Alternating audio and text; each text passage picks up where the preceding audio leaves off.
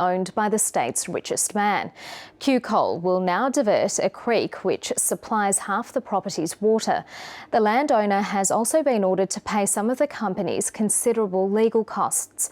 Mark Willisey reports from Collinsville in North Queensland.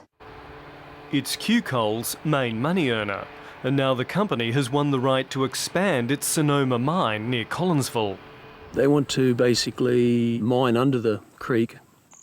Coral Creek and its aquifer supplies about half of farmer Gary Reid's water. Despite his objections, QCoal has won approval to divert a 1.3 kilometre stretch of the waterway so it can extend the life of the Sonoma mine by 6 to 8 months. Landholders fear the diversion could damage water quality and underground aquifers. The consequences of it failing are really potentially catastrophic, for our water. When the Sonoma mine was first proposed about 10 years ago, the company made no mention of diverting Coral Creek. In fact, it promised a buffer zone to protect it. And then a couple of years later they come in and say, oh yes, we're going to mine. QCoal is owned by former state geologist turned coal miner Chris Wallen.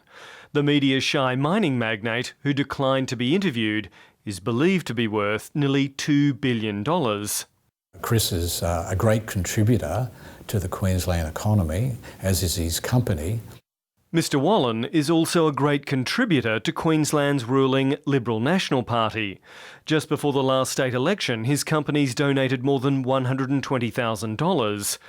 Having spent much of his savings on his failed fight against QCoal and the creek diversion, farmer Gary Reid has now been ordered to pay some of the company's considerable legal costs. Risk losing the family farm. A farm first established by his grandfather almost a century ago, which has relied on Coral Creek for 3 generations. Mark Willisey, ABC News, Collinsville. And there'll be more on that story on 7:30 after the news.